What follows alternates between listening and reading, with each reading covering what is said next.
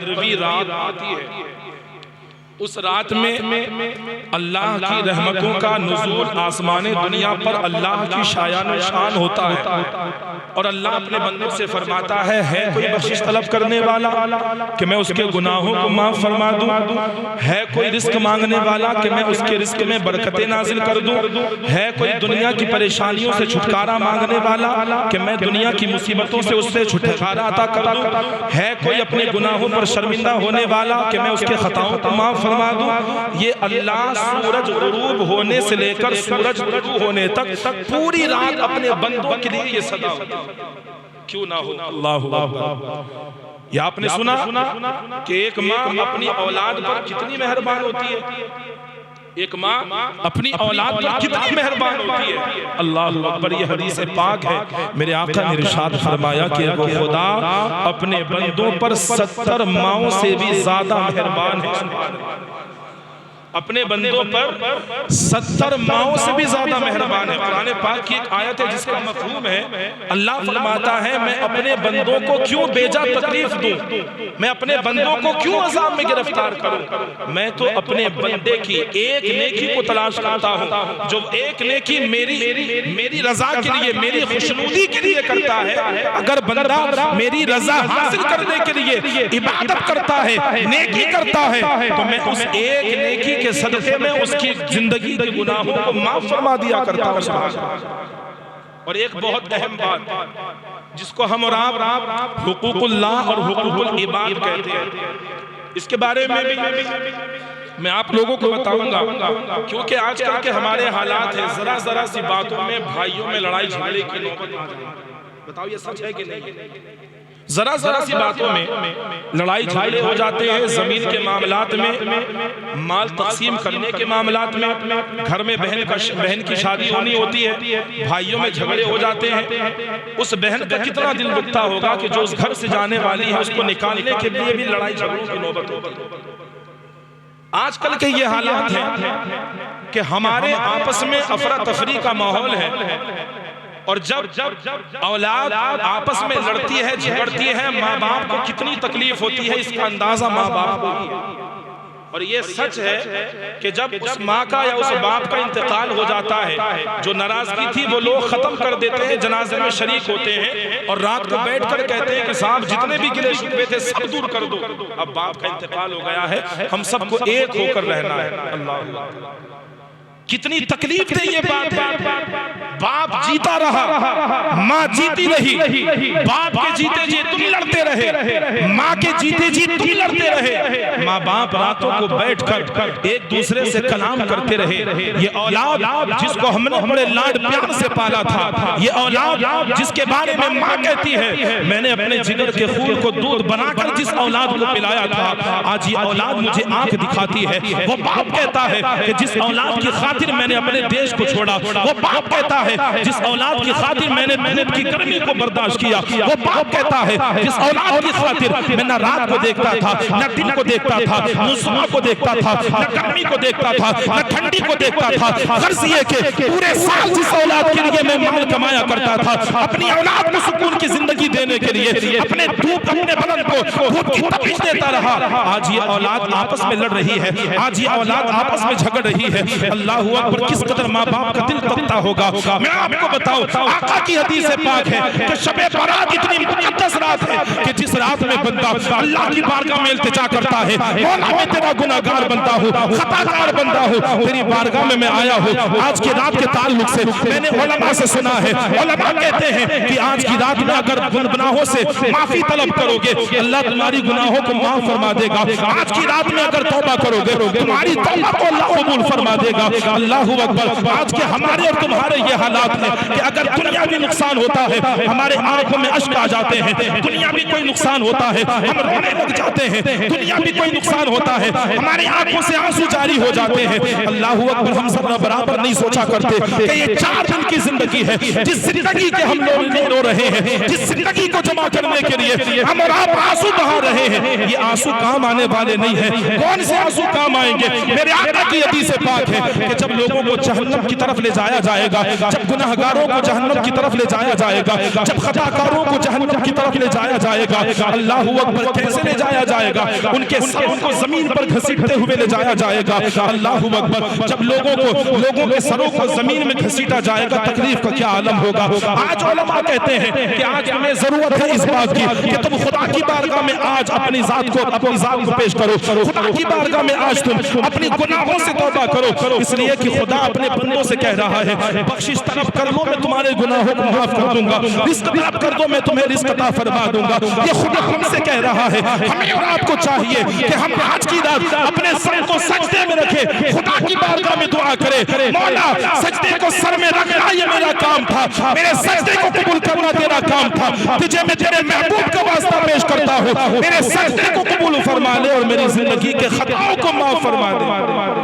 तो हम और आप जब इस रात में दुआ मांगने का तरीका ये भी है कि हम हाथों को उठाते हैं, दुआ करते हैं, वो दुआ करते हैं बिल्कुल सही है, लेकिन एक दुआ मांगने का तरीका ये भी है कि हम और आप सर को सजदे में रखें और सजदे की हालत में खुदा से दुआ मांगें। क्यों?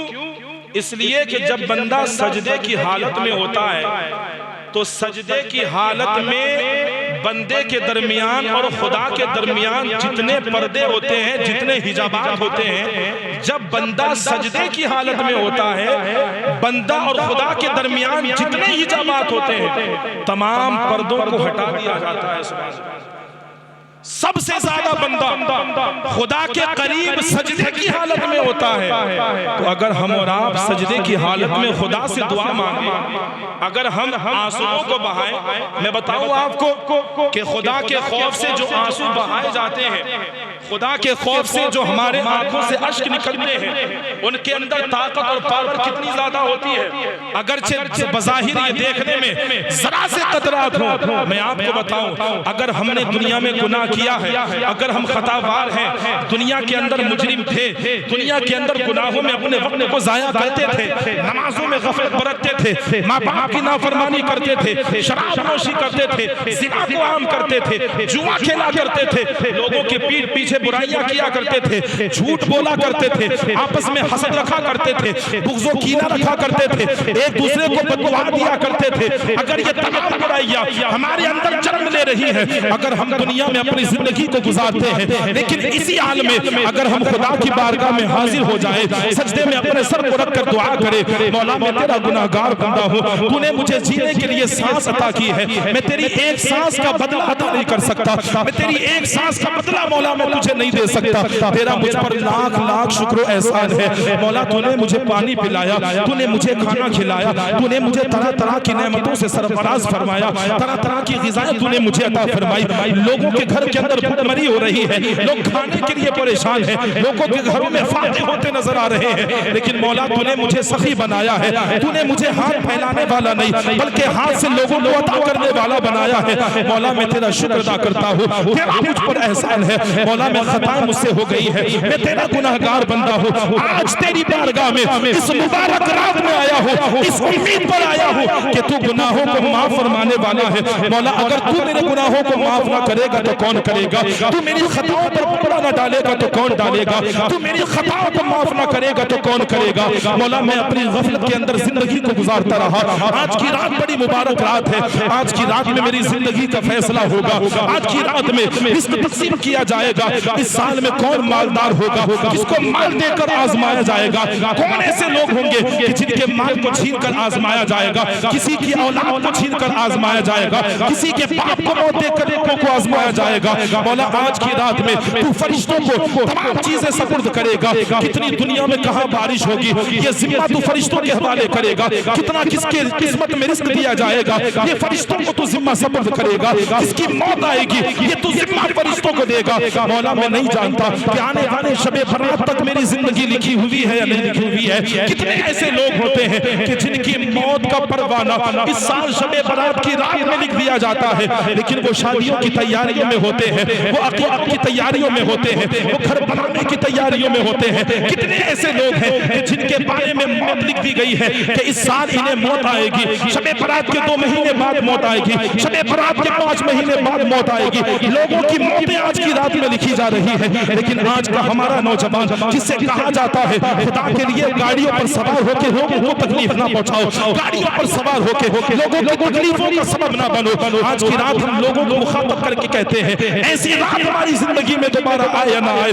किसी को इस बारे में इल्म नहीं है। इस रात को गनीमत जानो, क्योंकि अल्लाह की रहमत का नुज़ूल इस रात में हो रहा है। अल्लाह अपने बंदों से कह रहा है मांग लो जो मांगना है, जितना मांगना है मांग लो। और जब खुदा की बारगाह में दस्ते ज़ुबान को दराज करो, अपने लिए भी मांगो, अपने भाई के लिए भी मांगो, अपने माँ बाप की दराज़ी उम्र के लिए भी मांगो, अपने तमाम इलाके के लोगों के लिए मांगो, अपने बस्ती वालों के लिए मांगो, तमाम मुसलमानों के लिए मांगो, हिंदुस्तान की सलामती के बारे में मांगो, अल्लाह की अज़ाब से छुटकारा पाने के लिए मांगो। दुनिया की जब तमाम दुआएं अपनी दुआओं में शामिल कर लोगे, दुआओं करना तुम्हारा काम है, तुम्हारी दुआ को कबूल करना ये मेरे रब के दस्ते कुदरत में है। नारे तकबीर, नारे तकबीर, नारे रिसालत, नारे रिसालत।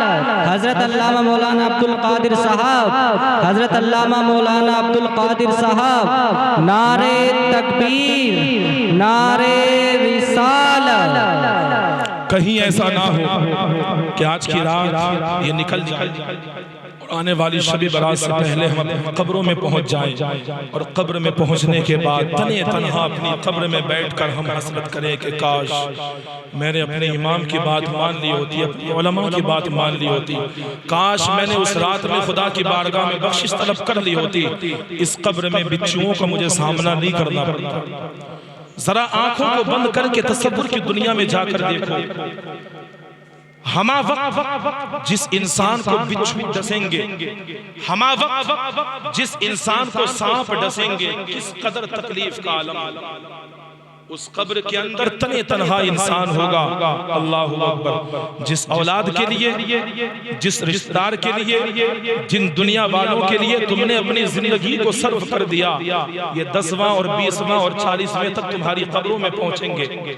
उसके बाद कभी गाहे बगाहे पहुंच गए। कितने कब्रिस्तान में ऐसी कब्रों को देखा गया, अभी इंतकाल हुए 2 साल भी ना हुए थे कि उनकी कब्र जमी बोस हो गई, उनकी कब्र का नामो निशान मिट गया, उनकी कब्रों पर जाने वाला कोई नहीं है। खुदा के लिए अगर तुम चाहते हो कि तुम भी कब्रों में पहुंचोगे, हमें भी कब्र में पहुंचना है। अगर तुम चाहते हो कि तुम्हारी कब्रों के अंदर जब तुम पहुंच जाओ तो अल्लाह के अजाब से बच जाओ, अपनी औलाद का जहन बनाओ कि मैं अपने बाप की कब्र में पहुंचकर हाजिरी दिया करता था, कुरान पाक की तिलावत पढ़ा करता था, कुरान पाक की तिलावत करता था, अल्लाह की तस्बीह बयान करता था, अल्लाह की पाकी बयान करता था, दुआ करता था, मौला ये मेरा बाप था, ये मेरी माँ थी जिसने बड़े लाड प्यार से मुझे पाला, मौला कभी इन्होंने मुझे किसी तकलीफ में मुझे बर्दाश्त ना किया, मौला जो मुझसे हो सका मेरी कामयाबी के लिए, मेरे स्कूल के फीस भरने के लिए, अल्लाह अकबर। ये बाप अपनी इज्जत की परवाह किए बगैर लोगों के दरवाजों पर जाकर हाथ को फैलाया करता था, सिर्फ इसलिए कि मेरी औलाद कामयाब हो जाए, सिर्फ इसलिए कि मेरी औलाद अपने कदमों पर खड़ा हो जाए। अल्लाह अकबर। कितनी मेहरबानियां माँ बाप की औलाद पर होती है, दिल रोता है जब औलाद अपनी माँ पर। कितने ऐसे लोग हैं, कितने नौजवान ऐसे हैं, जब माँ बाप बुढ़ापे की दहलीज पर पहुंचते हैं तो बुढ़ापे की दहलीज पर पहुंचने के बाद वो बोझ नजर आने लग जाते हैं। अल्लाह अकबर। जिस बाप एक औलाद को नहीं, 2 को नहीं, 3 को नहीं, बल्कि 10-10 औलाद को पाल कर बड़ा कर दिया, आज उन 10 औलादों से एक माँ बाप नहीं पल रहे। लोग ये कहते हैं कि आज का खाना बाप मेरे घर खाएगा, एक हफ्ता मेरे घर खाएगा, एक हफ्ता मेरे घर खाएगा। अल्लाह अकबर। जितनी जरूरत तुम्हें बचपने में माँ बाप की हुआ करती थी, बुढ़ापे में इतनी जरूरत तुम्हारे माँ बाप को तुम्हारी हुआ करती है। तुम याद रखो कि आज ये बूढ़े बूढ़े हुए हैं, अगर अल्लाह ने हमारी जिंदगी इतनी लिखी होगी तो हमें भी बूढ़ा होना है। उस वक्त हम कफे अफसोस हाथ मलेंगे कि काश मैंने अपने के वालिद की इज्जत की होती, काश मैंने अपने वालिद का अदब किया होता, आज मेरी औलाद मेरा अदब कर रही होती। इसलिए कि इंसान अपनी जवानी पर घमंड करता है, इंसान के पास जब दौलत आ जाती है जमीन पर अकड़ कर चलता है, इंसान के पास जब दौलत आ जाती है लिबास ऐसे पहनता है कि उसके सामने वाला सब हकीर नजर आते हैं। खुदा के लिए इस दौलत पर कभी घमंड ना करना, कभी तकब्बुर ना करना। इसलिए कि कारून के बारे में आपने सुना कि वो दौलत वाला था, जमीन में धंसा गया गया। शद्दाद के बारे में आपने सुना कि वो बादशाह था, जमीन में धंसा गया गया। नमरूद के बारे में आपने सुना कि वो दौलत वाला था, जमीन पर धंसा दिया गया। कितने लोग ऐसे हैं जो दुनिया के अंदर आए उनके अंदर हुआ था, मौत जब आई जमीन के अंदर धंसा दिए गए। ये दौलत तुम्हारे पास हमेशा रहने वाली जात नहीं है, ये दौलत तुम्हारे पास हमेशा रहने वाली नहीं है। अगर खुदा ने दौलत दिया है तो आजमाने के लिए, दौलत को छीना है तो आजमाने के लिए। हमें और आपको चाहिए कि हम अपनी जिंदगी को आजमाइश समझकर अपनी जिंदगी को गुजारे, अपने अंदर इनकलाब पैदा करें। अल्लाहू अकबर, कितनी तकलीफ होती है जब हमारा किसी गली से गुजर होता है। मुसलमानों के बच्चों का आलम यह है कि गालियों से एक दूसरे को पुकारते नजर आते हैं, और जब बच्चे एक दूसरे को गालियां देकर पुकारते हैं, बाप की नजरों के सामने पुकारते हैं, लेकिन बाप के अंदर इतनी जुर्रत नहीं होती कि तरबियत करे, उन्हें डांटे कि तुम्हें इस लैंग्वेज में बात करने की जरूरत नहीं है। तरबियत हमने अपने बच्चों की बचपने में नहीं की। याद रखना, बुजुर्गाने दीन का फरमान है कि दरख्त की टहनी जब स्टार्टिंग के अंदर जब दरख्त को जमीन में उगाया जाता है, वो दरख्त जब उगने लग जाता है, जिधर की तरफ मोड़ आ जाता है, वो दरख्त उधर की तरफ झुक जाता है। लेकिन अगर वो दरख्त पक जाता है, वो दरख्त बड़ा हो जाता है, तुम लाख कोशिशों से हिलाने की करो, अपनी जगह से टच से मच नहीं हो सकती। इसीलिए बच्चों को अगर उनके बचपने में अच्छी परवरिश दोगे, अच्छी तालीम दोगे, तो ये तुम्हारी बख्शिश का जरिया बन सकते हैं, ये सदक़े जारिया बन सकते हैं। क्यों? मेरे आका की हदीस पाक है, खैरुकुम मन तअल्लमल कुरान व अल्लमा, तुम में सबसे बेहतर वो है जो कुरान पाक को सीखता है और लोगों को सिखाता है। सुभान अल्लाह, क्या फरमाया? तुम में सबसे बेहतर वो है जो कुरान को सीखता है और लोगों को सिखाता है। अल्लाहु अकबर। आपकी जब औलाद होती है, आप अपना ये ज़हन बनाएं, अगर मुझे अल्लाह ने लड़के से नवाजा, मैं अपने बच्चे को हाफिज बनाऊंगा, मैं अपने बच्चे को कारी बनाऊंगा, मैं अपने बच्चे को आलिम बनाऊंगा। अगर आपने ये इरादा किया, अपने बच्चे को मदरसे के अंदर भेज दिया, तालीम हासिल करने के लिए भेज दिया, अल्लाहु अकबर, कितना आपके लिए फायदे का सौदा है। जब आप इस दुनिया से जाओगे, वो बच्चा कुरान पाक की तिलावत खुद भी कर रहा है, बच्चों को पढ़ा भी रहा है, जिन्हें पढ़ाया है वो बच्चे आगे पढ़ाएंगे, वो बच्चे आगे पढ़ाएंगे। ये जंजीर क़यामत तक चलती रहेगी और क़यामत तक उसका सवाब उसके बाप के नामे आमाल में लिखा जाता रहेगा। नारे तकबीर, नारे तकबीर, नारे रिसालत, नारे रिसालत, मसलके आला हजरत, मसलके आला हजरत, हजरत अल्लामा मौलाना अब्दुल कादिर साहब, हजरत अल्लामा मौलाना अब्दुल कादिर साहब। नारे तकबीर, नारे रिसालत। नींद तो नहीं आ रही आप लोगों को? चाय का भी आप लोगों के लिए इंतजाम कर दिया गया। जब चाय आए तो आप सभी हज़रात नवैतु सुन्नतल इअ्तिकाफ, ये पहले नियत कर लें, उसके बाद आप चाय पी सकते हैं। ठीक है? नवैतु सुन्नतल इअ्तिकाफ अभी कर दें तो बेहतर है। सभी हज़रात पहले नियत कर लें, नवैतु सुन्नतल इअ्तिकाफ। आज की रात अगर नींद भी आ जाए तो वुज़ू खाने में बैठ के अपने चेहरे पर पानी मार के दोबारा यहाँ बैठ जाए। ये ना हो कि साहब चलो नींद आ रही है अब सो जाओ जाके। खुदा के लिए ये गोल्डन चांस दोबारा आए ना आए कोई गारंटी नहीं है। ये रात जाग कर गुजारो, इबादत करके गुजारो। सुनना चाहते हो? बात समझ में आ रही है? माशाअल्लाह। तो मैं अर्ज ये कर रहा था कि हमें और आपको माँ बाप का फरमाबरदार बनना चाहिए। दो चीजें हैं, एक गुनाह वो होता है कि जिसका ताल्लुक खुदा से होता है, एक गुनाह वो है जिसका ताल्लुक खुदा से होता है, और एक गुनाह वो है कि जिसका ताल्लुक बंदे से होता है। मैं आज रात की फजीलत भी बताऊंगा, और जो नमाज के बारे में मैंने कहा था सलातुल तस्बीह, उस नमाज का तरीका भी लास्ट में बताऊंगा ताकि आप लोगों को याद रहे। सलात तस्बीह पढ़ने का बहुत आसान तरीका है, 15 से 20 मिनट में ये 4 रकात नमाज आप पढ़ सकते हैं। सलात तस्बीह की बहुत बड़ी फजीलत है, मैं बताऊंगा इंशाअल्लाह। तो हमें और आपको माँ बाप का फरमा बरदार बन जाना चाहिए। अब मैं आपको बताऊं कि माँ की दुआ अर्श को हिला सकती है। माँ की दुआ अर्श को हिला सकती है। कैसे? कभी अपने माँ बाप की बददुआ ना लेना, कभी वो काम ना करना जिसमें माँ बाप की रजामंदी ना हो। तुम बच्चे हो, तुम जो ये कहते हो ना कि तुम बूढ़े हो गए, तुम्हें क्या पता, तुम्हें क्या खबर, तुम्हें क्या इल्म।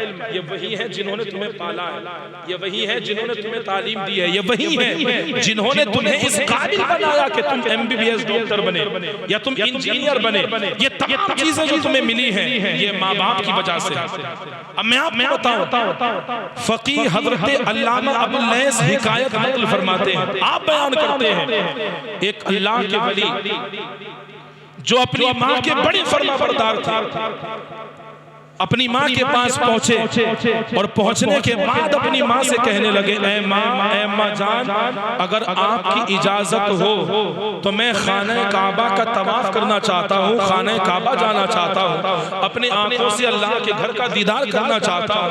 अगर आपकी इजाजत हो तो मैं अपने घर से सफर शुरू करूँ। अल्लाह, वो माँ तने तनहा थी, उस लड़के का कोई बाप कोई भाई बहन ना था, वो माँ तने तनहा थी। जब उसने अपनी माँ से इजाजत तलब की, ये बात गौर से सुने, अफरा तफरी का माहौल ना बनाए, ये मस्जिद है, यहाँ बात ना करें और हंसे ना, अफरा तफरी का माहौल हरगिज ना करें। थोड़ी देर आप लोग बेदारी के साथ, दिलजमी के साथ सुने, बड़े काम की बात बता रहा हूँ, इसलिए कि कभी भी अगर हम फैसला माँ बाप के फैसले के खिलाफ करेंगे तो हमें ये बात अगर याद आ जाएगी तो हो सकता है हम अपने फैसले को छोड़कर अपने माँ बाप के फैसले पर अमल करें।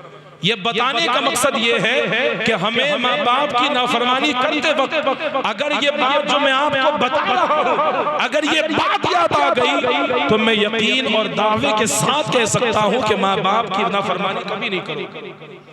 क्या कहा? ऐ माँ, अगर आपकी इजाजत हो तो मैं खुदा के घर का दीदार कर लूं, खाने काबा का दीदार कर लूं, खाने काबा का तवाफ कर लूं, हुजूर के दयार पर हाजिर हूं, अगर आपकी इजाजत हो। उस माँ ने कहा कि मैं तने तनहा हूं, ज़ईफ़ी का आलम है, मुझसे चला फिरा नहीं जाता। ऐ मेरे बेटे, ऐ मेरे शहजादे, अगर तू चला गया, कई रोज का सफर है, तुझे महीनों जाने में लग जाएंगे, महीनों आने में लग जाएंगे, लिहाजा मेरी खिदमत कौन करेगा, मुझे खाना बनाकर कौन खिलाएगा, लिहाजा मेरी जरूरतों को पूरा कौन करेगा। ऐ मेरे शहजादे, अभी ना जाओ, मेरी इजाजत नहीं।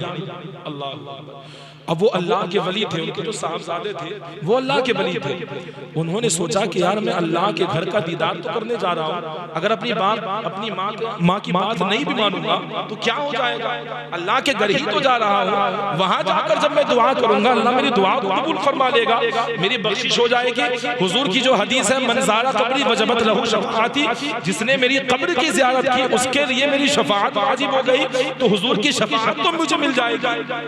माँ की ममता तो बड़ी मेहरबान होती है, आकर अपनी माँ से मैं माफी मांग लूंगा, मेरी माँ मुझे माफ कर देगी। अल्लाहू अकबर। अपनी माँ से इजाजत तलब करता है, ऐ माँ अगर इजाजत दो मैं अपना रख्ते सफर बांधू, खाने काबा का ज़ियारत करने के लिए चला जाऊं। उसकी माँ ने कहा, ऐ मेरे शहजादे, मेरी इजाजत नहीं है, अपने घर से खुदा के लिए ना जाओ। जब उस माँ ने इतना कहा, जब रात का वक्त होता है, अल्लाहू अकबर, अब वो शहजादा जो अल्लाह के वली थे, अल्लाहू अकबर, रख्ते सफर बांधते हैं और सफर का सामान अपने साथ लेकर सफर को शुरू करते हैं। और पूरा दिन गुजर गया, सुबह का वक्त गुजर गया, शाम का वक्त हो गया, जब रात का वक्त आता है तो आपने सफर शुरू करने से पहले ये इरादा किया था कि सुबह से शाम तक मैं सफर करता रहूंगा और रात से लेकर सुबह तक अल्लाह की इबादत करूंगा। कहते सुबह क्या इरादा किया? सुबह से शाम तक मैं सफर करूंगा, रात में अल्लाह की इबादत करूंगा। अल्लाहू अकबर, कितना प्यारा वो ज़हन था। देख लेना भी कहां सरताज भाई,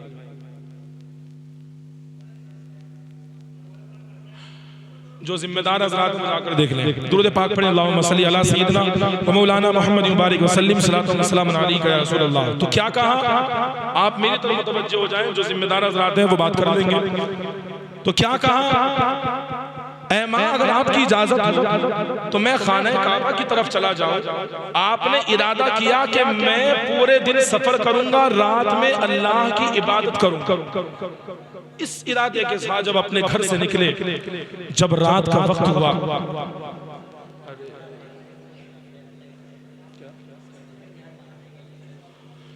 आप इधर देखें, मेरी तरफ देखें, बात ना करें। तो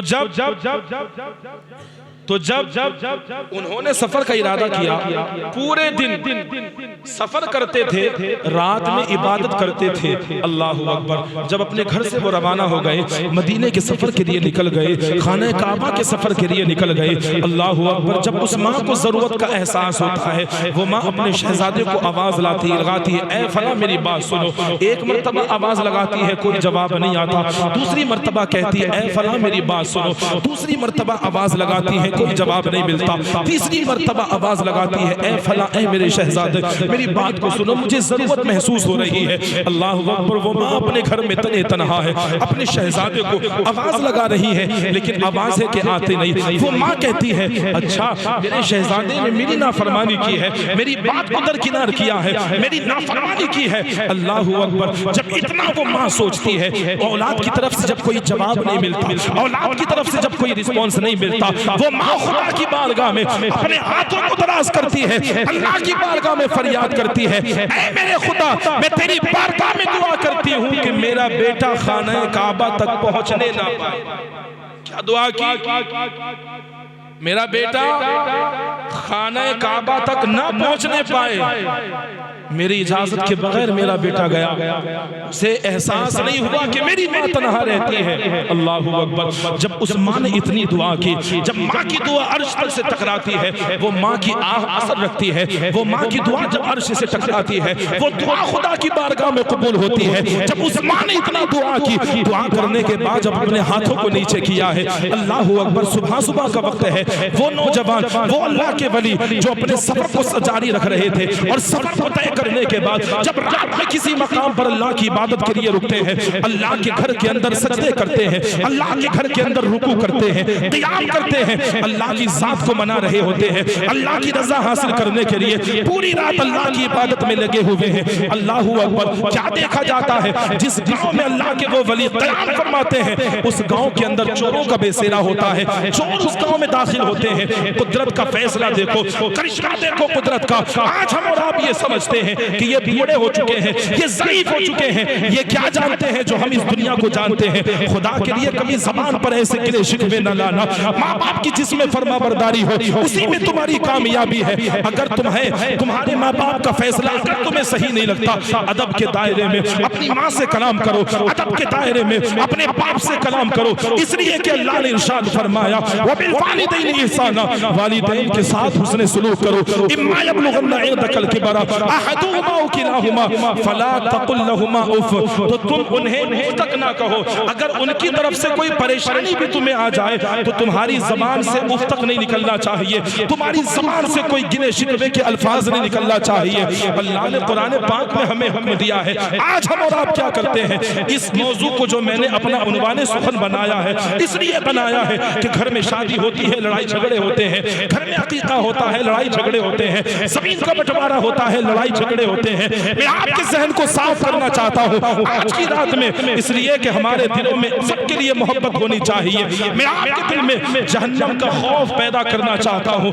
जब तुम अपने दौलत के बलबूते पर, अपनी जवानी के बलबूते पर, अपनी ताकत के बलबूते पर किसी का जब हक मारोगे, जब किसी का हक तलफी करोगे, उस वक्त अगर तुम्हें ये बात याद आ जाएगी, तुम्हारा दिल खुदा के खौफ से लरजेगा, तुम हक तलफी से रुक जाओगे, किसी का हक मानने से रुक जाओगे। इसलिए मैंने अपना ये मौज़ूए सुखन बनाया। अल्लाहु अकबर। उस बस्ती के अंदर चोर घुस जाते हैं, और चोर जब घुसते हैं उस बस्ती के अंदर, वो चोर कहीं डाका डालते हैं। जब डाका डालते हैं, शोर बर्पा हो जाता है कि गांव के अंदर चोर दाखिल हो गए हैं, उन्हें पकड़ा जाए। पूरा गांव चोर के पीछे होता है। अल्लाह का करना ये, अल्लाह की हिकमत ये कि वो चोर जब मस्जिद से गुजरते हैं, और मस्जिद से जब गुजरते हैं, लोगों ने क्या देखा कि मस्जिद के साथ से जब वो गुजर रहे थे, वो चोर किसी को नजर नहीं आते। दाएं देखा गया चोर नजर नहीं आते, बाएं देखा गया चोर नजर नहीं आते, पीछे देखा गया चोर नजर नहीं आते, घरों के अंदर घुस के देखा गया चोर नजर नहीं आते। अल्लाह अकबर। किसी ने कहा कि सामने मस्जिद नजर आ रही है,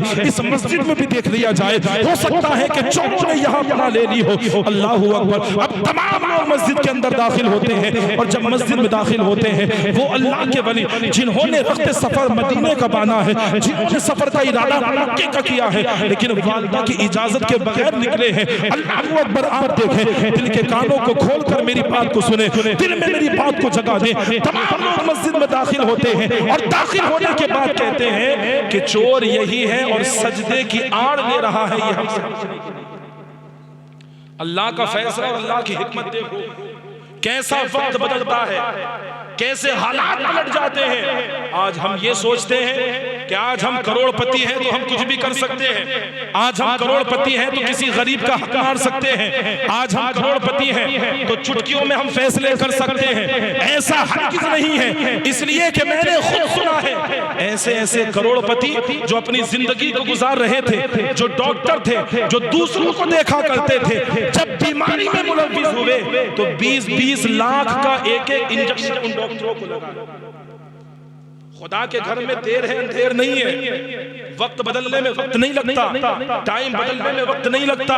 हमें और आपको आजिज़ी पैदा करना है अपने अंदर कि हमारी ज़बान से किसी को तकलीफ ना हो, हम अपनी ज़बानों से गालियां ना निकालें, हम अपनी ज़बानों से किसी के दिल को ठेस ना पहुंचाएं, हम अपनी ज़बान से किसी के गिले शिकवे ना करें, हम अपनी ज़बान से झूठ ना बोलें, हम अपनी ज़बान से किसी के पीछे बुराई ना करें। खुदा के लिए अगर इन तमाम बुराइयों से खुदा की रज़ा के लिए बाज आ गए, ये मेरा विजदान कहता है कि बाज तुम आओगे, अल्लाह तुम्हारी कब्र को भी रोशन फरमाएगा, तुम्हारी आखिरत को भी रोशन। लेकिन खुदा के लिए जिंदगी को गनीमत जानो, बुराइयों से बाज। दौलत का घमंड, दौलत का तकब्बुर अपने अंदर खुदा के लिए पैदा ना करो, इसलिए कि ये हाथों का मैल है आज हमारे पास, कल किसी और के पास। जरूरत सबकी होती है, जितना जरूरत हो। आप मुझे बताएं क्या दुनिया में ऐसे लोग नहीं है कि जिनके पास इतनी रकम है कि उनकी नस्लें पल जाएंगी, उन्हें कमाने की जरूरत नहीं है, फिर भी वो कमाते हैं। इंसान पैदा होने से लेकर कब्र तक पहुंचने तक माल की लालच में रहता है, माल की हवस में रहता है। ये हवस इंसान की कभी पूरी नहीं हो सकती। 10,000 से तो दुआ करेगा 1 लाख मिल जाए फिर कुछ नहीं मांगूंगा, 1 लाख मिल जाएगा तो फिर 10 लाख की तलब रखेगा, 10 लाख मिल जाएंगे तो 50 लाख की तलब रखेगा। तलब इंसान की बढ़ती जाएगी, खर्च इंसान के बढ़ते जाएंगे, और जितने खर्च बढ़ेंगे, जितनी माल हमारे पास, जितनी दौलत हमारे पास आएगी, मरने के बाद की मंजिल उतने सख्त हमारे लिए होगी। तभी मैं कहा करता हूँ खुदा के शुक्र के साथ अपनी जिंदगी को गुजारा करो। मौला अगर कम है तब भी तेरा शुक्र है, अगर ज्यादा है तब भी तेरा शुक्र है। खुदा की बारगाह में दुआ किया करो, मौला मुझे तू मालदार बना दे, मुझे तू ऐसा सखी बना दे कि मैं, तू मुझे मालदारी जब अता करे तो मैं जरूरतमंदों की जरूरत को पूरा करूं। तो मुझे ऐसा माल अता फरमा दे, जब कभी मस्जिद की बात आ जाए तो मैं लाखों रुपए तेरी राह में कुर्बान कर दूं। मुझे ऐसी दौलत कौन करता है ऐसी दुआ? कोई नहीं करता। माल तो होता नहीं, जब होता है तो फिर इंसान की नीयत बदल जाती है, इंसान की नीयत बदल जाती है।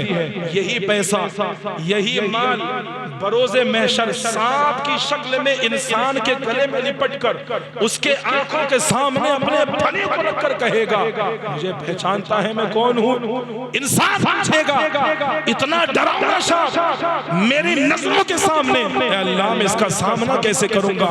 वो सांप कहेगा कि जिस दौलत को, जिस माल को तो खुदा की राह में, अल्लाह के रसूल की राह में सर्फ नहीं किया करता था, अय्याशी में गुजारा करता था, फजूल खर्ची किया करता था, दुनिया के लहव लईब में जिस माल को खर्च किया करता था, मैं ही वो तेरा माल हूं अल्लाह। उस वक्त हमें एहसास करना पड़े कि काश मैंने खर्च कर दिया होता। उससे बेहतर यह है कि हम अभी एहसास करें। बात लंबी हो रही है, अब तमाम लोग मस्जिद के अंदर दाखिल हुए और दाखिल होने के बाद जो अल्लाह के वली थे उनको दस्तों गिरफ्तार किया, मारने लगे। मारते मारते उस जमाने के काजी के पास लेकर पहुंचे और पहुंचने के बाद कहने लगे ऐसे चोर के बारे में क्या फैसला है कि जो चोरी करे और चोरी से बचने के लिए सजदे का सहारा ले, चोरी से बचने के लिए सजदे को बदनाम करे, चोरी से बचने के लिए अल्लाह की राह में सजदा रेज हो जाए ताकि लोग उसे नेक समझे, ताकि लोग उसे परहेजगार समझे, अल्लाह के सजदे का सहारा चोरी से बचने के लिए ले। ऐसे इंसान के बारे में ए बादशाह तुम्हारा क्या फैसला है? वो बादशाह कहता है मेरा फैसला वही है जो कुरान का फैसला है। क्या फरमाया अल्लाह ने? अस्सारिक़ु वस्सारिक़तु फ़क़्तअू अयदियहुमा जज़ाअन बिमा कसबा। अल्लाह ने फरमाया चोरी करने वाला मर्द हो या औरत हो, चोरी करने वाले मर्द हो या औरत हो, फ़क़्तअू अयदियहुमा उनके दोनों हाथों को काट दिया जाए। ये चोरी का फैसला है जो खुदा की तरफ से है। सऊदी के अंदर ये फैसला लागू था। यही वजह है कि लोग जब आजान की आवाजें आया करती थी, जब नमाज के लिए लोगों को बुलाया जाता था, तो सोने की दुकानों को बगैर शटर गिराए दुकान खुली छोड़कर कोई दुकान के अंदर मौजूद नहीं है और मस्जिद में जाकर नमाज करने के लिए जाया करते हैं। इस्लामी हुकूमत जहां होती है, जहां इस्लामी अहकाम बंदों पर नाफिज होता है, वहां पर जर्रा बराबर लोगों को तकलीफ का सामना नहीं करना पड़ता, क्योंकि खौफ इंसान के दिल में इतना होता है कि चोरी करने से पहले डरता है। अल्लाह ने फरमाया या अय्युहल्लज़ीना आमनू कुतिबा अलैकुमुल क़िसासु फिल क़त्ल। ये बात भी सुन ले, अगर कोई इंसान किसी इंसान का कत्ल कर दे तो अल्लाह ने फरमाया उस कत्ल के बदले में जिसने कत्ल किया है, जो कत्ल हुआ है, कत्ल होने वाले के घर वाले उसी वक्त उस इंसान को कत्ल कर दे जिसने कि उसे कत्ल किया। ये शरीयत के फैसले हैं, ये कुरान का फैसला है। अब आप मुझे बताओ, अगर ऐसा हुक्म नाफिज हो जाए अवाम पर, अगर चोरी करोगे तो हाथ काट दिए जाएंगे, अगर तुम कत्ल करोगे तो तुम्हारी गर्दन को उसके घर वाले उड़ा देंगे, ये अल्लाह का फरमान है। अगर ऐसे अहकाम लोगों पर नाफिज कर दिए जाए तो क्या कोई चोर चोरी करेगा? क्या कोई किसी को कत्ल करेगा? हरगिज नहीं करेगा। वजह यही है कि हमने कुरान को नहीं समझा, वजह यही है कि हमने हदीस को नहीं समझा। अगर कुरान को पढ़ते, कुरान पर अमल करते, हदीस को समझते, हदीस पर अमल करते, तो हमारी जिंदगी के साथ साथ हमारी आखिरत भी कामयाब हो जाती। लेकिन हमने ना पढ़ा ना समझा, हमने सिर्फ ये समझा कि बीमारी है पढ़कर दम कर दो, ये कुरान का काम है। अल्लाह ने शिफा के लिए नाज़िल जरूर किया है। अगर कोई इंसान नमाज में नहीं पढ़ता, माँ बाप का नाफरमान है, दुनिया की तमाम बुराइयां हैं, अगर उसके गले में कुरान पाक को पूरा तावीज बनाकर भी डाल दिया जाए, उसे शिफा नहीं मिल सकती। तो कुरान को हम पढ़ें और समझें, अमल करें, हमारी जिंदगी में खुद ब खुद इनकलाब पैदा होगा।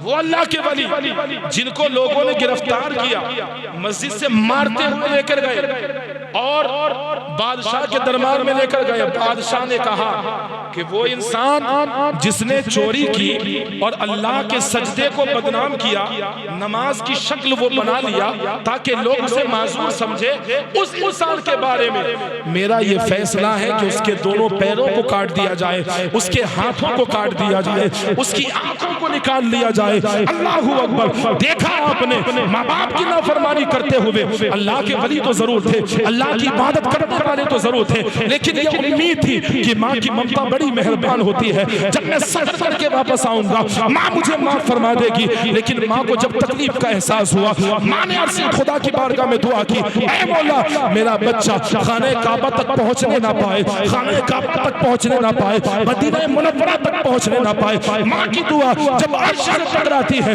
अल्लाह ने फैसला फरमा दिया। अल्लाहू अकबर। जो सफर के लिए निकल चुके हैं, जिन्होंने सफर तय कर लिया है, मस्जिद में अल्लाह की इबादत के लिए रुके हुए हैं, ऐसे वक्त में तमाम लोगों ने उन्हें गिरफ्तार कर दिया, दोनों पैरों को काट दिया गया, दोनों पैरों को काटने के बाद दोनों हाथों को काट दिया गया, उनकी दोनों आंखों को निकाल दिया गया। अल्लाहू अकबर। कितनी तकलीफ उस वक्त अल्लाह के वली को हुई होगी। उनका ये फैसला था, ये अरमान था कि मैं खाने काबा को देख लेता, लेकिन याद रखना जो इंसान माँ बाप का दिल दुखाकर खाने काबा की तरफ जाएगा, उसका ना हज कबूल होगा ना उसका उम्रा कबूल।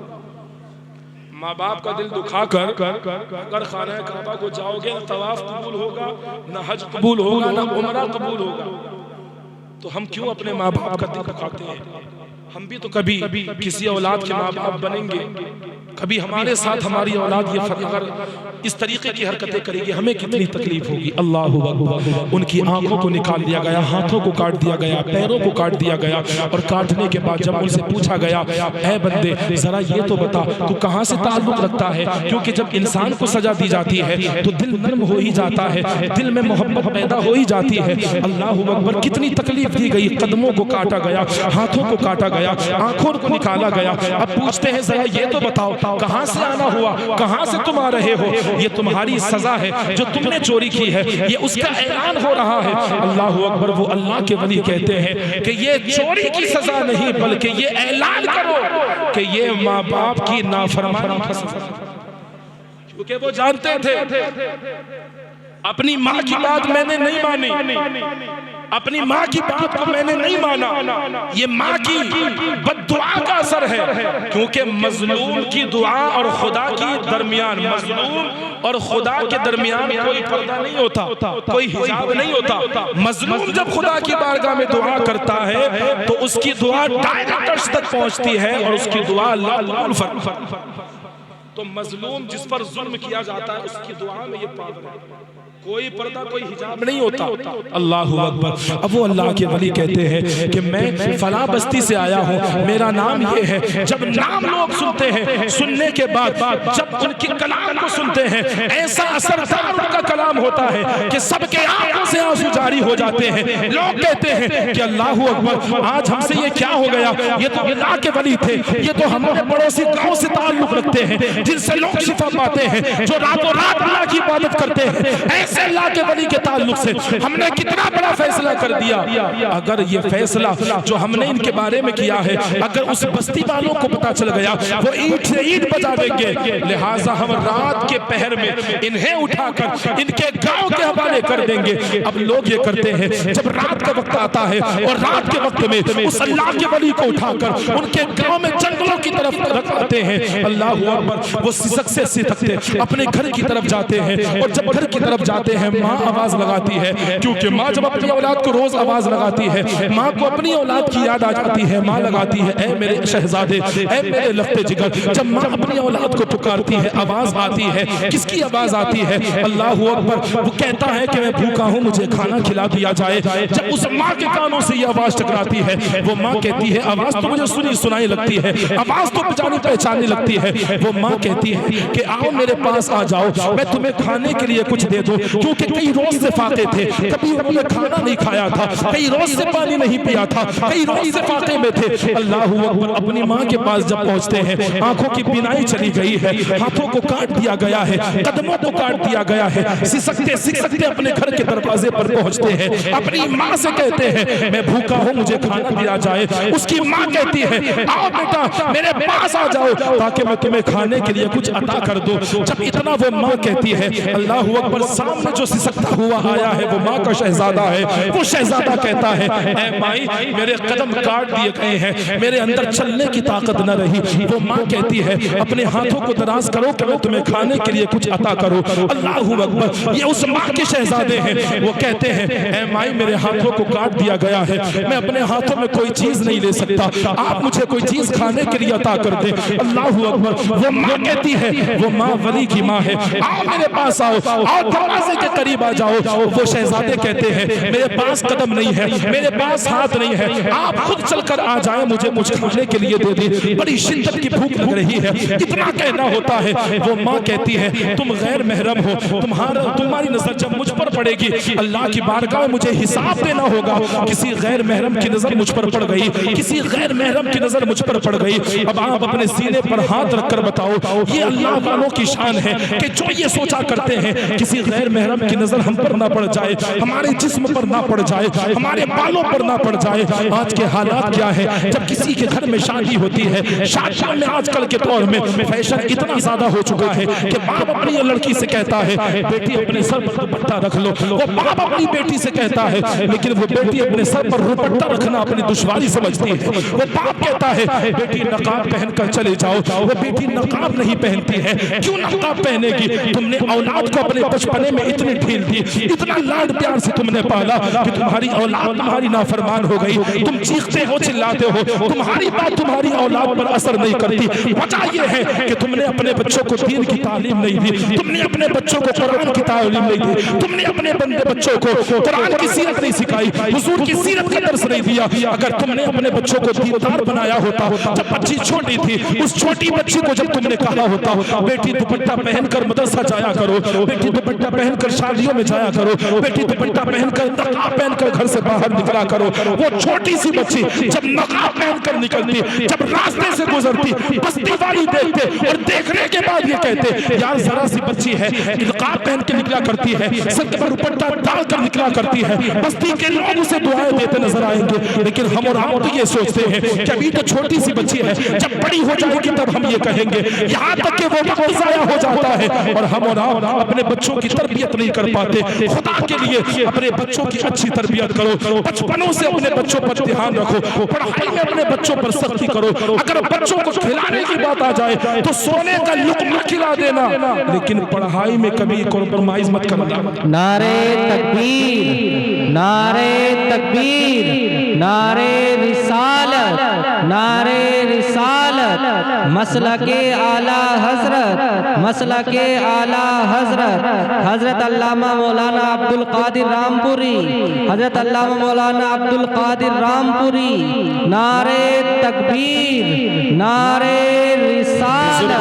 दीन ने फरमाया सोने का लुक़मा बच्चों को खिलाना पड़ जाए तो सोने का लुक़मा खिलाओ, लेकिन तालीम में कभी भी नरमी मत बरतना। मदरसों के अंदर बच्चों को छोड़ना ये माँ बाप की जिम्मेदारी। मदरसे से उस्ताद चलकर नहीं आएगा कि अपने बच्चों को भेजो, मदरसे तक छोड़ना ये माँ बाप की जिम्मेदारी है। जितनी फिक्र हमें स्कूल की होती है उतनी मदरसे की भी होनी चाहिए। कुरान का दर्स अपने बच्चों को दो, हदीस की तालीम दो, इंशाअल्लाह हमारे ज़माने में, हमारे हालात में, हमारी बस्ती में ज़रूर इनकलाब पैदा होगा। अब वो माँ क्या कहती है, बेटा ना मैं गैर महरम की नजर मुझ पर पड़ जाएगी, खुदा की बारगाह में मुझे हिसाब देना है, बेटा मैं नहीं आ सकती। अल्लाह अकबर। उस माँ का शहजादा कहता है ऐ माई मेरी आंखों को भी निकाल दिया गया है। क्या कहते हैं? मेरी आंखों को भी निकाल दिया गया है। अल्लाह अकबर। अब वो माँ जब ये सुनती है कि ये नाबीना है, ये नजर से देख नहीं सकता, कदम से चल नहीं सकता, हाथों से पकड़ नहीं सकता, जब वो माँ अपने कदमों को घर से बाहर निकालती है, जब वो माँ उस बच्चे के पास पहुंचती है और पहुंचने के बाद जब उस बच्चे के चेहरे पर नजर पड़ती है, माँ की ममता, अल्लाह अकबर, सीना कलेजा जो माँ का होता है वो रेजा रेजा हो जाता है। माँ की नजर जब औलाद पर पड़ती है, खुदा की बारगाह में दुआ करती है, मौला मैं अपनी औलाद को इस हाल में नहीं देख सकती, मौला तुम मुझे भी मौत अता फरमा दे, मेरी औलाद को भी मौत अता फरमा। वो तकलीफ का वक्त जब माँ ने देखा तो माँ को ये गवारा ना हुआ। अल्लाह अकबर। उस माँ का दुआ करना था, उसी वक्त उस माँ का भी इंतकाल हो गया, उस बच्चे का भी इंतकाल। आपने देखा माँ की नाफरमानी करने पर पैरों को काट दिया गया, हाथों को काट दिया गया, आंखों की बिनाई छीन ली गई, आंखों को निकाल दिया गया। ये सबब बना खाना काबा ना पहुंचने का। तो अगर हम भी माँ बाप की अगर नाफरमानी करेंगे, उनका कहना नहीं मानेंगे, खुदा ना खास्ता हमारे साथ कोई मुसीबत और परेशानी ना आ जाए, इस चीज को अपने जहन में रखें और हमेशा अपने माँ बाप की फरमा बरदारी करें।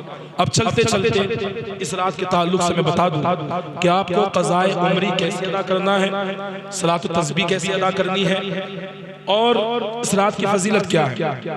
सबसे पहले आप ये समाअत कर लें, क़ज़ाए उम्री किसे कहते हैं? क़ज़ाए उम्री कहते हैं जब हम बालिग होने से लेकर अब तक जो नमाजें हमसे छूट गई हैं, जिन नमाजों को हमने अदा नहीं किया है, वो नमाजें हमारे ज़िम्मे बाकी। वो नमाज हमारे जिम्मा बाकी है। इसको ऐसे समझे हमने किसी से कर्ज लिया और कर्ज लेने के बाद हमें टेंशन होती है कि नहीं होती है कि हमें ये कर्ज अदा करना है, हमें ये अमानत लौटानी है, हमें ये रुपया पैसा वापस करना है, ये फिक्र होती है। तो जैसे कर्ज हमारा माल होता है, इसी तरीके से ये नमाज भी हमारे लिए कर्ज है, इसका भी हिसाब लिया जाएगा। और दूसरी बात, मैंने एक चीज बयान की थी, दो गुनाह है, एक गुनाह जिसका ताल्लुक अल्लाह से है, एक गुनाह जिसका ताल्लुक बंदों से है। उसका मतलब क्या है? एक है हुकूकुल्लाह यानी अल्लाह का हक, वो क्या है? नमाज है, वो क्या है? रोजा है, वो ज़कात है, वो हज है। और ये जो झूठ है, जिना है, शराब नोशी है, जुआ है, ये तमाम चीजें वो हैं कि जिनका ताल्लुक अल्लाह से। अगर हम इन चीजों को सरंजाम देंगे तो गुनाह अल्लाह अता फरमाएगा, हिसाब भी इसका अल्लाह लेगा। लेकिन एक है हुकूकुल इबाद। हुकूकुल इबाद जो है ये हुकूकुल्लाह से ज्यादा डेंजर है। हुकूकुल्लाह से ज्यादा डेंजर क्या है? हुकूकुल इबाद। हुकूकुल इबाद किसे कहते हैं? वो गुनाह जिसका ताल्लुक बंदों से है। इसका क्या मतलब है?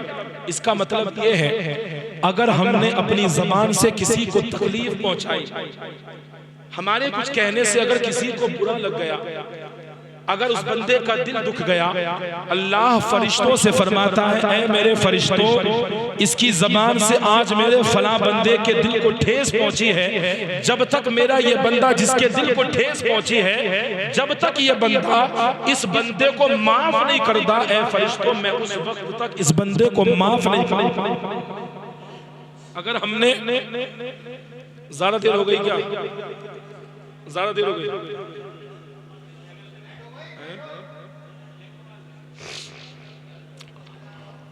ये तो हमारा हाल है, देख लो, आप पटाखे फूट रहे हैं आज की रात। आज की रात में हमें आतिश से, आग से बचना चाहिए तो और आग की तरफ जा रहे हैं। गुनाह से बचना चाहिए तो आज की रात और गुनाह कर रहे हैं। तो हमारे हालात हैं। तो यार कैसे कामयाबी हमें और आपको मिलेगी? इन चीजों पर हमें कंट्रोल करना चाहिए, हमें रोकना चाहिए। अभी हम लोगों को कब्रिस्तान भी जाना है, इज्तिमाई दुआ भी करनी है, दोनों कब्रिस्तान जाना है। तो लिहाजा आप लोग मेरी बात को थोड़ी देर बस बैठ जाएं, 10-15 मिनट, उसके बाद चलो बस 5-10 मिनट इनका कलाम या जो बयान करेंगे 5-10 मिनट ये भी सुन लेना आप लोग, क्योंकि आपके गांव से ताल्लुक रखते हैं, इनका भी इस फहरिस्त में नाम हो जाए। तो रुकेंगे आप सब?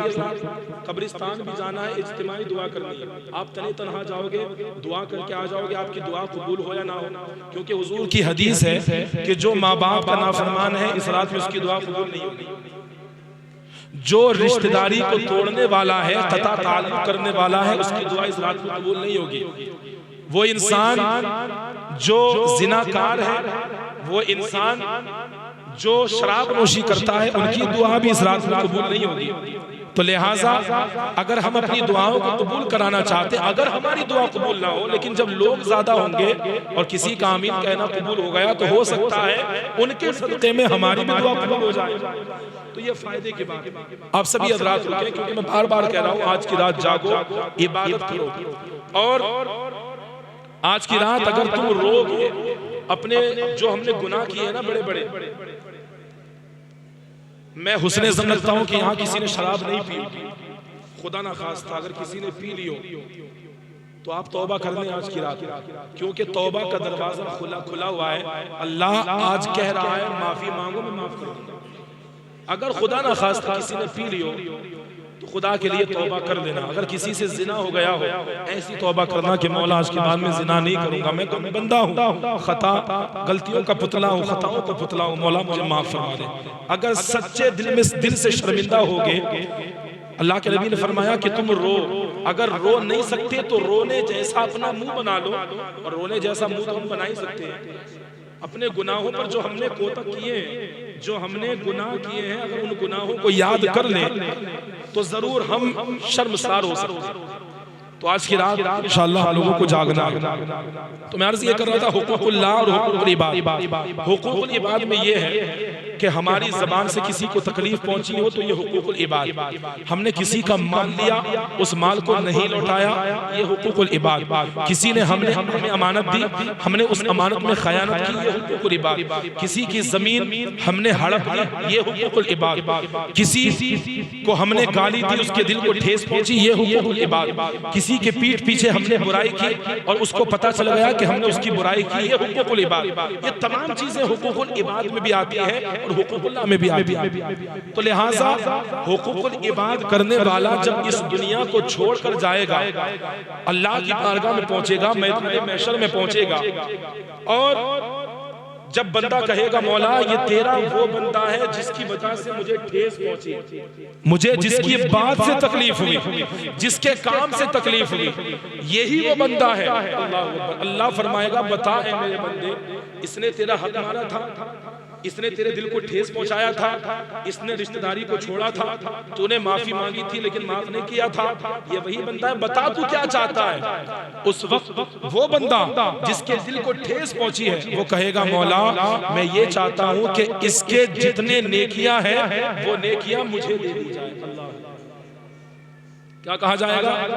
जितनी इसके पास नेकियां हैं वो नेकियां मुझे दे दी जाए, क्योंकि नफ्सी नफ्सी का आलम होगा, हर एक को अपनी पड़ी होगी।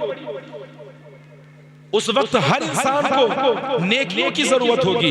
वो कहेगा मौला मुझे इसकी नेकियां चाहिए। जब वो बंदा ये कहेगा, अल्लाह फरिश्तों को हुक्म देगा, फरिश्तों इसकी नेकियों को जितने भी लोग खड़े हैं जिनके हकों को इसने मारा है, जिनके दिल को ठेस पहुंचाई है, इसकी सारी नेकियों को इन तमाम लोगों में तकसीम कर दो।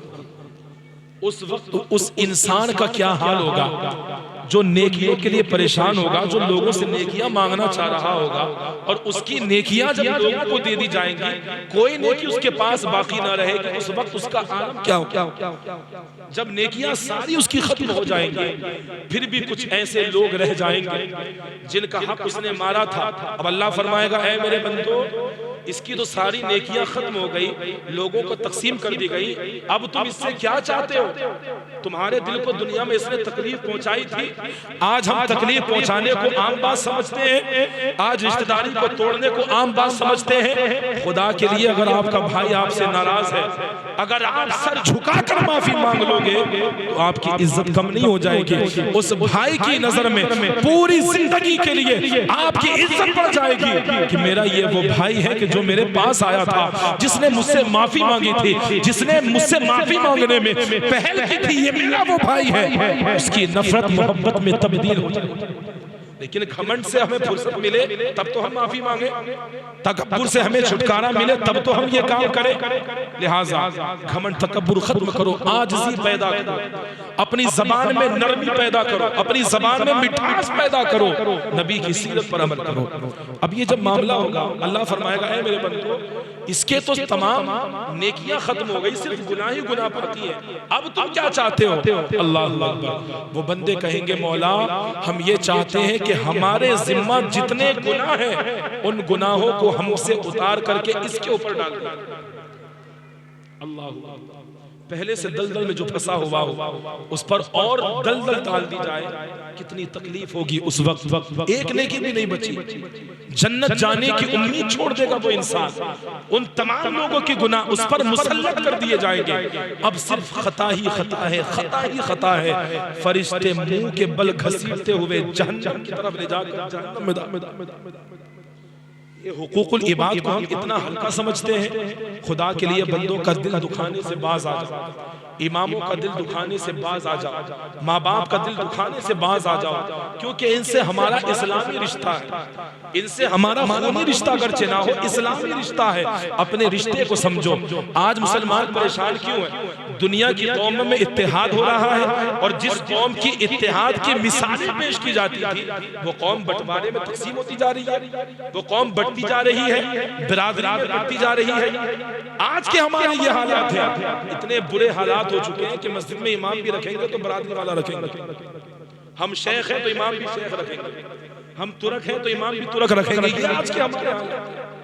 खुदा के लिए अपने हालात बदलो, इनकलाब अपनी जिंदगी में पैदा करो, कुरान और हदीस के जो फैसले हैं उस पर अमल करो, बाकी चीजों को दरकिनार कर दो। खुद ब खुद हमारे दिलों में एक दूसरे के लिए मोहब्बत पैदा होती है।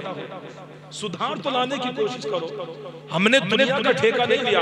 अगर हम अपने गांव को सुधारना चाहें, अगर हर इंसान दूसरे के खतखत को छोड़ दे, दूसरों में अच्छाइयां तलाश करने लग जाए, अपने गिरबानों में झांक कर अपने अंदर बुराई तलाश करने लग जाए, मैं यकीन कामिल के साथ कह सकता हूं कि वो मोहल्ला, वो बस्ती, वो गांव आबाद होता नजर आएगा। उन लोगों पर खुदा की रहमतें नाज़िल होंगी।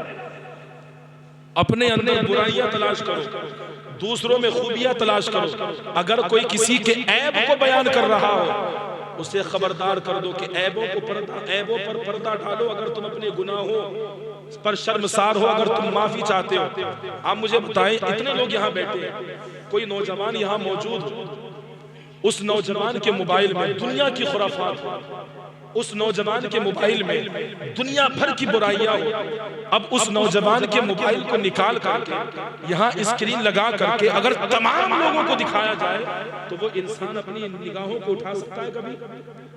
कितना शर्मिंदा होगा।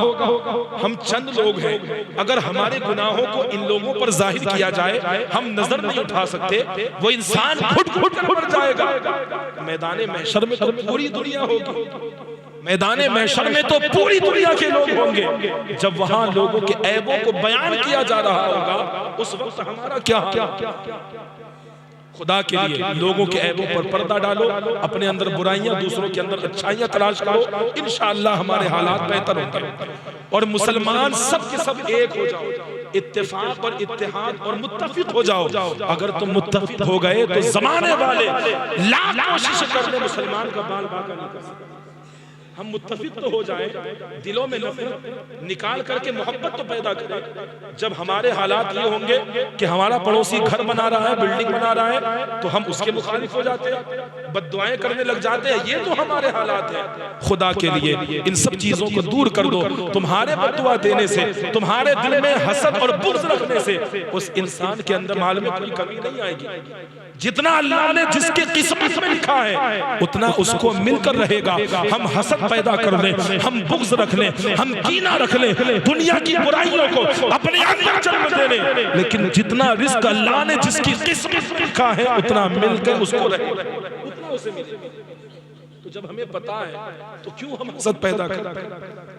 क्यों हम लोगों के बारे में सोचते हैं कि यार उस इंसान की बड़ी शोहरत हो रही है, यार हमें खुश होना चाहिए कि हमारा भाई तो है, मुसलमान तो है, हमें खुश होना चाहिए। खुदा के लिए जिस दिन हमने अपने दिल में इन बातों को जगा दी, दूसरा क्या कर रहा है हमें इससे मतलब नहीं होना चाहिए, हम क्या कर रहे हैं हमें इससे मतलब। आज के जमाने में लोग ठेका लेते हैं कि हम सुधारेंगे, लोगों को सुधारेंगे। हर इंसान अगर अपनी अपनी जिम्मेदारियों को समझ ले, हर इंसान दूसरों को ना सुधार कर अगर अपने आप को सुधार दे, उस जमाने में सुधार जरूर पैदा हो जाएगा। खुद को सुधारो, दूसरों का ठेका ना। माँ बाप की फरमाबरदारी करो। अगर माँ बाप हैं तुम्हारे, बुढ़ापे की दहलीज पर पहुंच गए, उनके कदमों को दबाओ। वो नौजवान जो अपने घर को छोड़कर दिल्ली जाते हैं, मुंबई जाते हैं, अहमदाबाद जाते हैं, वहां जाकर माँ बाप की खैर खैरियत लिया करो। जब घर से निकला करो तो अपने बाप के हाथ को बोसा दे के निकला करो, अपनी माँ के कदमों को चूम कर निकला करो। ये मेरा ईमान कहता है कि वो नौजवान जो अपनी माँ के कदमों को चूम कर निकलेगा, जिस कदम के नीचे जन्नत है, अपने बाप के हाथ को बोसा देकर निकलेगा। दुनिया की कितनी भी मुसीबतें हो, तमाम मुसीबतें माँ बाप की दुआओं के सदके में दूर होती नजर।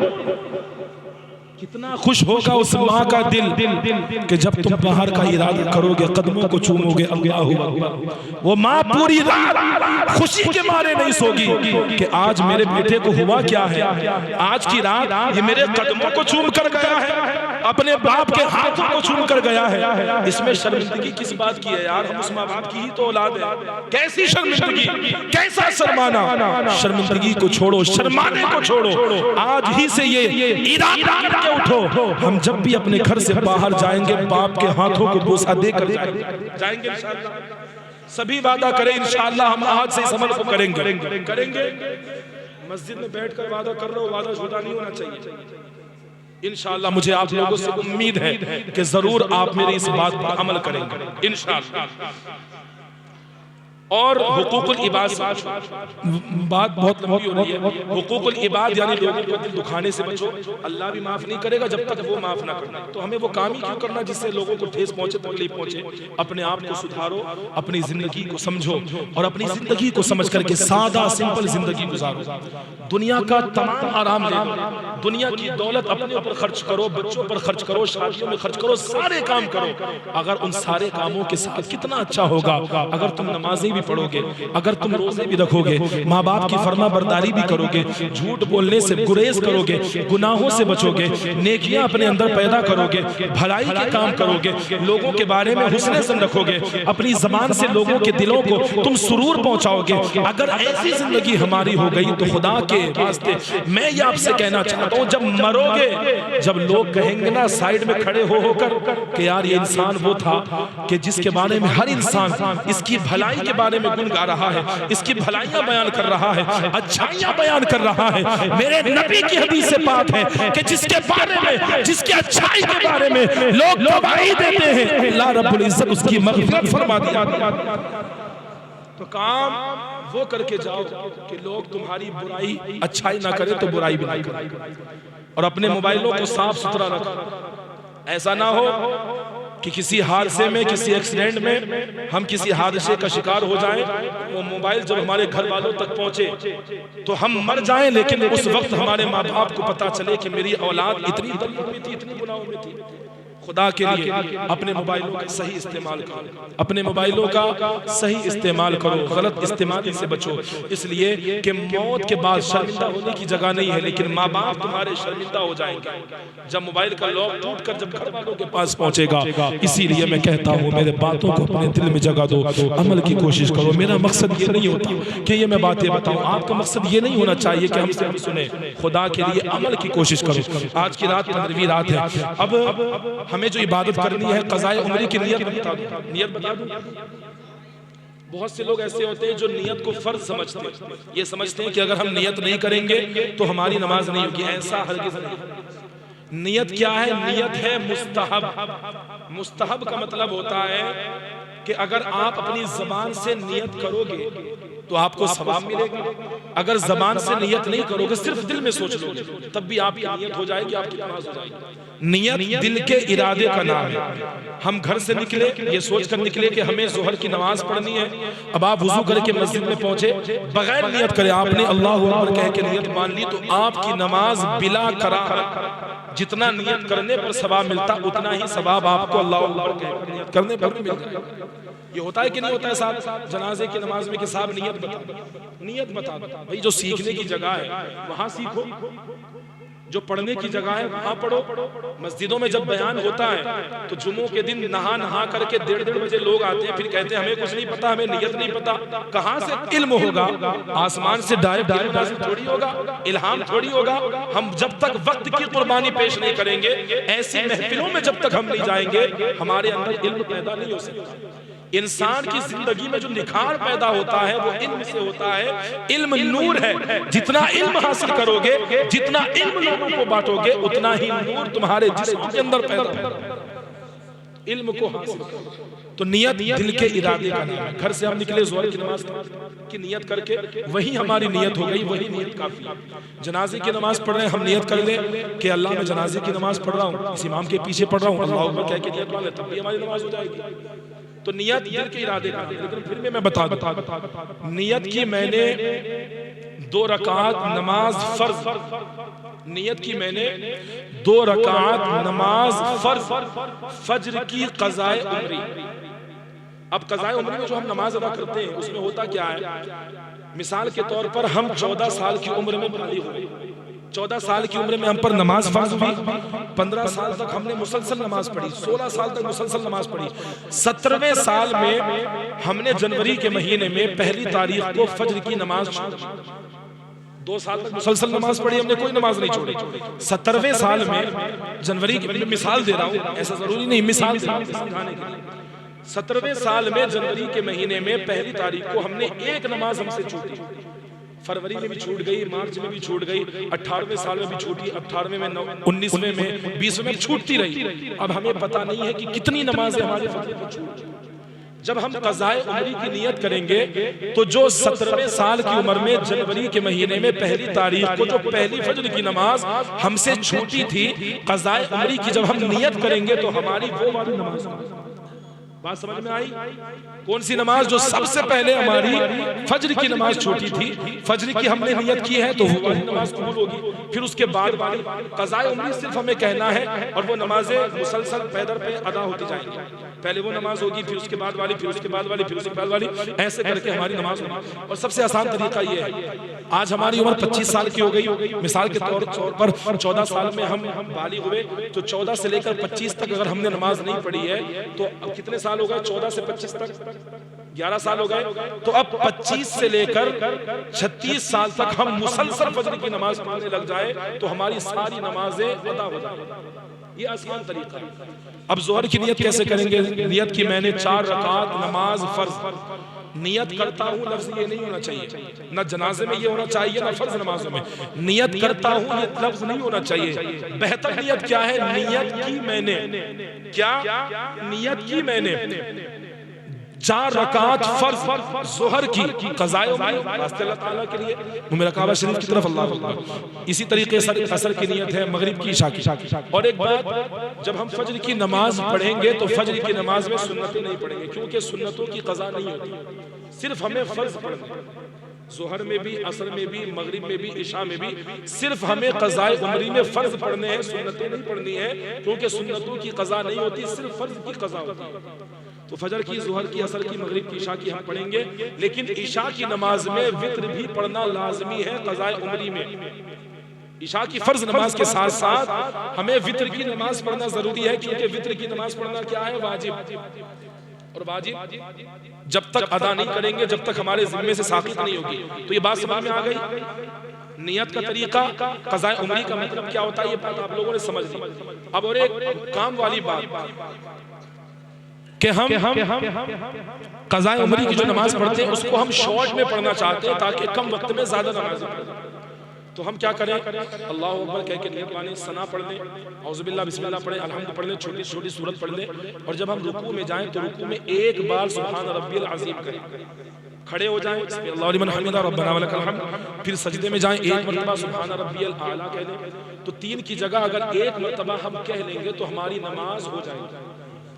समझ में बात आ रही है? तो 3 मरतबा कहोगे, 3 मरतबा ना कह करके, क्योंकि वो नमाजों का हमें हिसाब देना है, हमारे जिम्मा बाकियों से पढ़ना जरूरी है, तो हम इस तरीके से शॉर्ट में नमाज अदा कर सकते हैं। ये क़ज़ाए उम्री वाली बात होगी। अब जो हजरात साहिब तरतीब है, साहिब तरतीब का मतलब जिसकी कभी जिंदगी में नमाज क़ज़ाई नहीं हुई, कोई है यहाँ पर ऐसा? कोई है जिसकी नमाज में क़ज़ा, कभी जिंदगी में कोई नमाजी क़ज़ा ना हुई? कोई नहीं होगा, कोई नहीं। तो सबकी जिंदगी में नमाज क़ज़ा हो जाती है, लिहाजा हमें नमाज पढ़ना चाहिए, क्योंकि नमाज फर्ज है। तो क़ज़ा का तरीका बता दिया, नियत का तरीका बता दिया, शॉर्ट में हम कैसे पढ़ सकते हैं, सुन्नतों की क़ज़ा नहीं होती। इशा की फर्ज के साथ साथ वित्र पढ़ना जरूरी है। अब हम ये पढ़ लें, उसके बाद में कुरान पाक की तिलावत कर लें। नवाफिल पढ़ने से हमें इतना फायदा नहीं होगा जितना क़ज़ाए उम्री पढ़ने से।